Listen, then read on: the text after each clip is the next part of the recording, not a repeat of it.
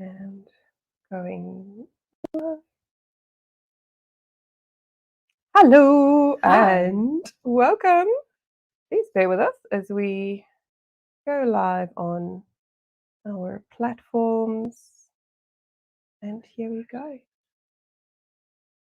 Hello and welcome to Amplify with Purpose, right here from Sydney, the podcast where we talk about life and business and amplifying with purpose and creating the life that you just love living. Today, I have the absolute pleasure of having Jackie van Baren. Van Baren? Jackie Van Baren. Van Baren. I think it depends on the accent. Who is with me here in Sydney. This is the first in-person interview I have done since we've done this podcast. And I'm super excited because Jackie is also a South African. Hi, Jackie.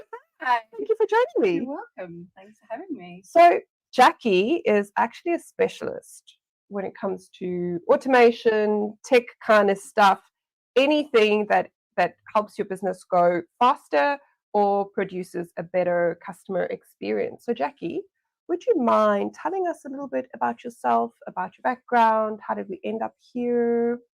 Sure. So I am a tech and automation specialist. And so I help organizations to automate their business processes and diversify their income so that they can work less, but have more freedom and a better work-life balance, as well as making a bigger impact on the world that they're around. So we definitely like the whole work-life balance, and more money, working less for me is definitely important, I think. Absolutely. So Jackie, why do you believe automation is important for businesses today? I think saving time is number one. I think it's really important that, actually not number one, it's probably top three, because the customer experience needs to be number one. So in order to make the customer experience magical and seamless and beautiful, there needs to be some automation in which saves time, absolutely, saves money, and makes the customer experience better. Yeah, and it makes it easier. I think when we automate things and we're smart about how we do things, the customers experience the ease of it. Because I think the biggest frustration for me as a customer is when businesses are clunky and they make it hard for me. And the minute a business removes that clunkiness or the friction in the process, absolutely, then I'm like, yes, I want to do business with you because it's just so much easier. And I'll come back. Exactly. And that's what we want. We want customers who come back time and time and again because we produce a great result. So we obviously always want to be producing a good result, but we also want to create that feeling of ease and the feeling that they're taken care of. And I think automation makes it a little bit easier for businesses. Definitely. And personalizing it, personalizing the experience. Yeah. So that you're not speaking to random people. You actually look like you are speaking personally to that person. I love that you mentioned that because I think one of the challenges of automation is personalization. Absolutely. Because we like to think as businesses that personalization means I can put your name in, but still send you the same stuff I'm going to send everyone else. Yeah, definitely. But kind of not it. Yeah, pretty much. But also it's about the little tricks and the little touches that you could put in with automation that people aren't expecting, like a quick "how you doing" email, or a quick this is what we did for you. What do you think? Service. Is there anything that could change? Yes. If you think about going to Woolworths, for example, and how on your card you're presented with a whole lot of these things that they look like they're just for you. Yes. On your reward card and things like that, but actually there's lots that go in the background to make it look like they care about you and what you need and things like that. So what are some of the common pitfalls that businesses get themselves stuck into when they do this automation thing? The funny thing is people feel like automation is set it up, set it and forget. But you absolutely need to make sure that what you do create is working, is still fit for purpose, and is not going like in a different way that you originally anticipated it. It might have been brilliant when you first started, but actually, 3 months in, there might be something better. Technology always moves faster, or the experience of customers changed as well.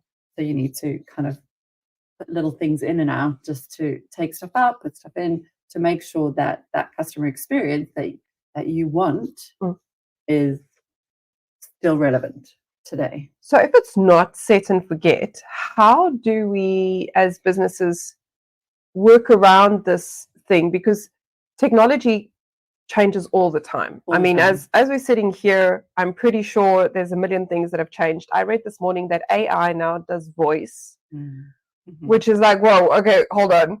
So how do we not set and forget, but how do we do it so that it's not a burden? Because it feels like it could become quite hectic. Definitely. And I think it's about constantly reviewing your processes, constantly reviewing what the customer wants, what the customer expectations are, what service that you said you would provide, are you providing it? Or is some of the things that you originally said that you were going to provide actually not that relevant anymore? So it's about having somebody responsible for it, number one. Yes. But also reviewing it. The people, like lots of different types of stakeholders, reviewing it to make sure that it's actually still fit for purpose. And you can sit down and know confidently that the customer is going to walk through your virtual doors or through your website or whatever it is, and they are going to have the same experience time and time again. And if they don't have that same experience, how are you going to rectify it as well? So all of that sounds like you need an army of people. And that's great if you are a corporate organization, but what about smaller businesses? How do they manage this constant need for keeping an eye on things, for making sure that it's still fit for purpose, making sure that the customer still gets what they need? How do we manage that? I think it's about keeping things simple and just not overcomplicating what you've said you're going to do. And I think just like an email automation, the smallest thing. Two things. The email automation, is it still taking people through the process, or are people getting stuck? Quick glance into the email automation system. Are they still there? Do they need to be moved on? Have they come in late? Do they need to be moved through the process? Just it needs to have somebody just looking after that. One thing that I had recently with a calendar a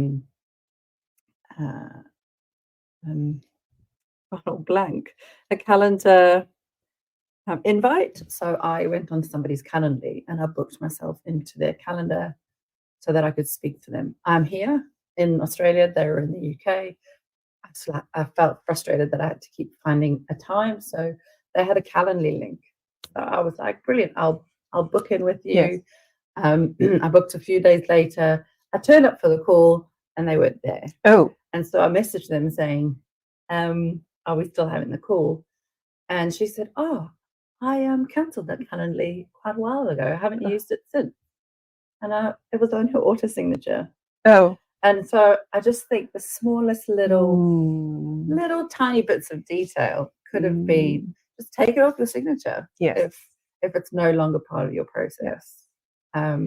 So if you're going to change things, just remember that there are implications.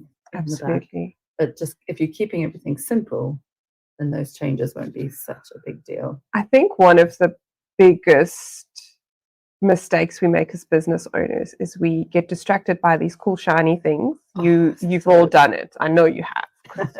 Let's not kid ourselves. And then we jump into it, but we don't have a process to put it in place and to monitor to see whether or not it works. And then we kind of get to a point where we're like, okay, I'm done with this, or I find a new shiny thing, or I find a cheaper shiny thing, which is also always good. And then I'll just move on from that. And one of the things that my clients know will always come up because what is the process behind this? Because I feel like if we could just for ourselves, it doesn't have to be this big, scary process document that some expert has to go and document. No. But I feel like we need to put something in place where you've got a spreadsheet that says, this is all the tech I've got. And this is what it is. It's a licensed tech where I own the tech. And this is where it is. Because I speak to business owners so often and they say, you know what, I'm getting these bookings, or my hairdresser, she's like, I don't know where these people find my personal number. It's everywhere, because when she started her salon, she didn't think about where is it going to be. So she just put it up everywhere when she was advertising. Now she's got a business number, and now people are phoning on the personal line. But it's because we don't have a way of tracking it. So my recommendation would be to find a place or a way that works for you. It could be a spreadsheet, it could be a document, but just somewhere where you say, this is all the tech I have. And these are the things where the tech needs to be changed. Because at some point, especially for growing businesses, you have to update it. Absolutely. And then you've got to go back and say, well, is it on my website? Is it on my signature? Is it on an automated email somewhere in my email responder? So what are some of the, what is the effect of automation in terms of growth and scalability for businesses when they do it well, when they get someone like you in to say, hey, I want to do these things? How does it impact their business? Oh, wow. I think initially it is an investment, and you do need to set up those processes and work out, okay, I've got these subscriptions too, I paid for them for the year, this is what they do. Because a lot of the times you buy subscriptions because it sounds great, but actually they do a lot of some of the things that you've already got. So it's about working out whether you actually need that, or whether it's just another brilliant shiny thing. And then I feel it's important to sit out and map where you are now, map your experience now, the customer experience now. What happens now? What would you love it to be? And what do you need to do from going to here to here? And what are the pitfalls in between? And then what technology do we have now that could facilitate the brilliant customer experience? Or what do we need to bring in without, redoing the wheel? What's the thing? Recreating the wheel. So it's important to not jump in because it sounds cool and it sounds like it's going to save you time, save you money, save you peace of mind, save your mistakes too, human mistakes. But it actually is going to help you and help your business to grow and grow fast. And can your business take on that extra pace? Is there the right people involved? Because human touch is so important. If that's what your business wants and needs, that's what your customers are expecting. You can't just put an automated service or a bot or something in to replace it. If they're expecting high quality, personalized one-to-one service, and you've got a group setting, that's just not going to help people. So and not give them what they're expecting. Absolutely. So I think it's just important to work out where you are now, work out where you want to be. Do you have the technology involved? Do you have the people involved? If not, get those in first before, because otherwise you're going to just crash and burn. You're going to go zips and then crash and burn. So do you have examples of businesses that did it well and how that's improved their experience or the business? Or absolutely. I actually think COVID helped us a lot. Yes, thank you, COVID. I think it made us move things forward.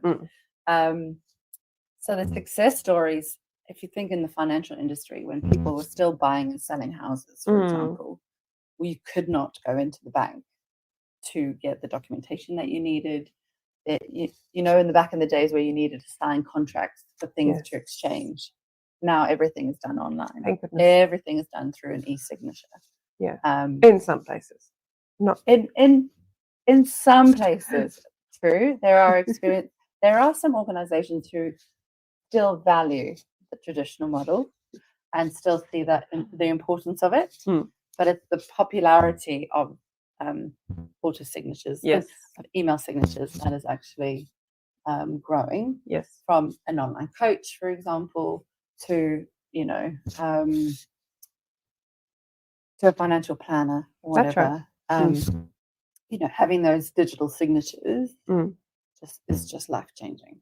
So, and that's one bit of technology that has made life easier and made houses and businesses, things move faster and go through the process without leaving the house, for example. Absolutely. Yeah, and making people print stuff.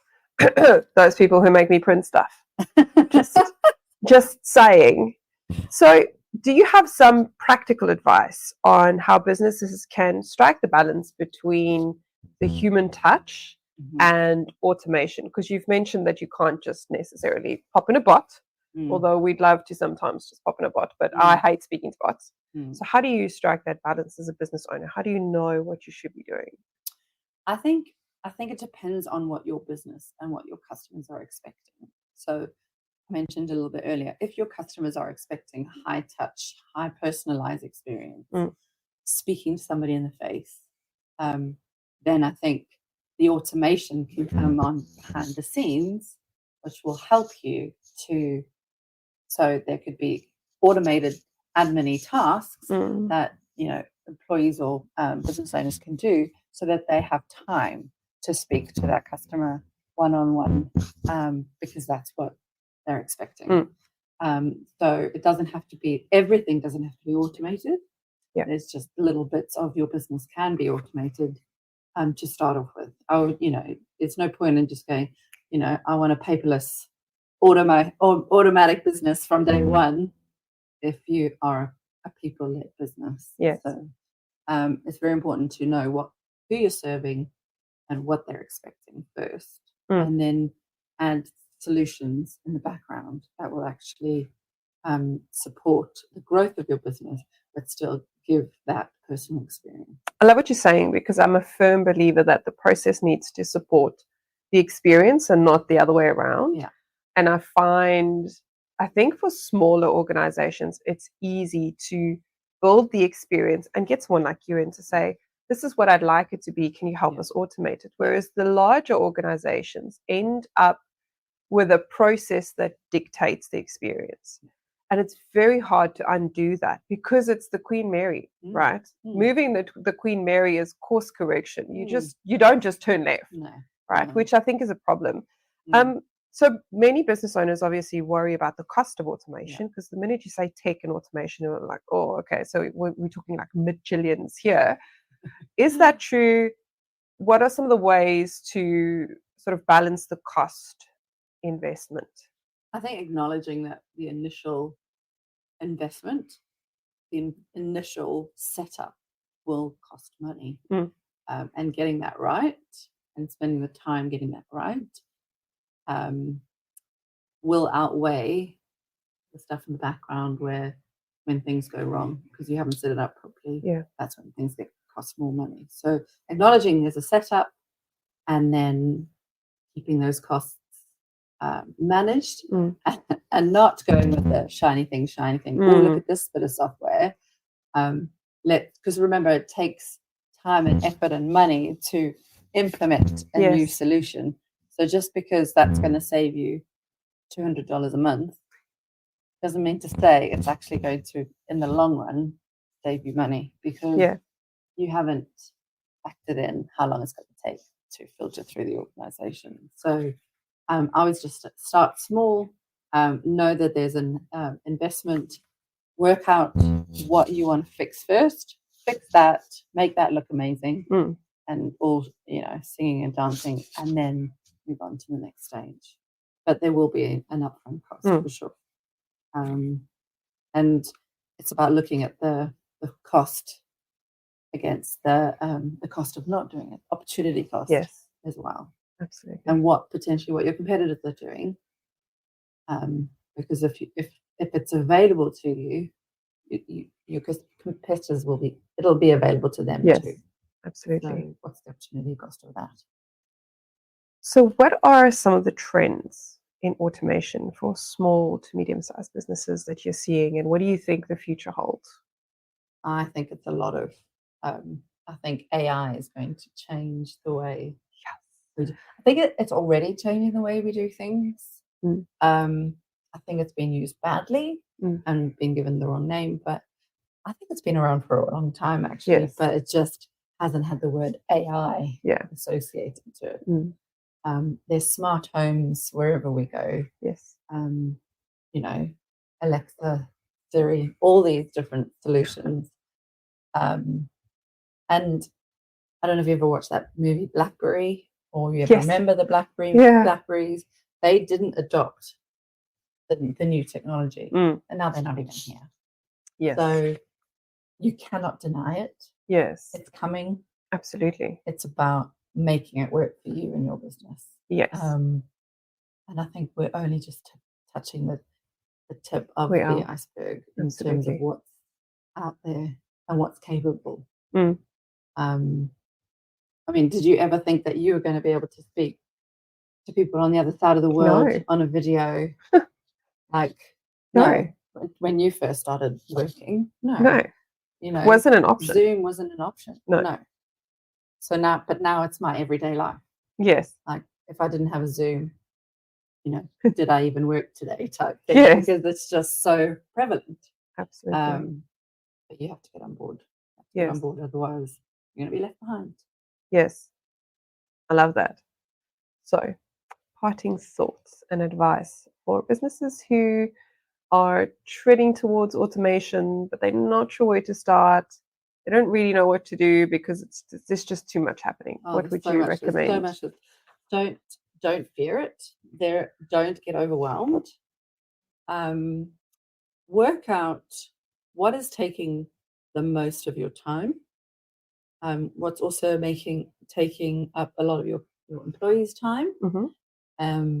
And how you can make efficiencies in those particular parts of the business. Start small. Start small and just work out what's important first, and then make changes along the way. Don't just change everything all at once. But also do your research too, because something that sounds amazing, there might be something that is either cheaper or you already have, or it's already included in your Google or your Microsoft. For example, like Calendly, like that scheduling software, that's available in Google Workspace. Yes, it is. It's not connected to Zoom because they're different technologies, unfortunately. So it'll always connect to Google Meet. But it's still part of your Google Workspace that you pay for on a monthly basis. So do you need Calendly? Like just the tiniest of examples. Yes. Do you actually need all these shiny things, or are they included and just need a little bit more extra time for you to review what you are and understanding of what you have. And is it going to help you, or does it just look good? Yeah, another shiny thing. Yeah. Do you have any resources or places where businesses can go and research stuff or find extra information about tech automation? You can always come to my website. Fantastic. What is it? www.jvbconnect.com. But also checking out my blogs, really. I think that's all I have. On that one. Awesome. Well, there you have it, folks. Don't fear automation. Start small, and don't run after the shiny objects. No. And if you're in doubt, call Jackie. Yes. Hit her up on Google, find her on LinkedIn, and follow her. She shares some really interesting information. We hope that you have enjoyed this episode of Amplify with Purpose, and we hope that you will employ your automation with purpose. So until next time, take care and thank you for joining us.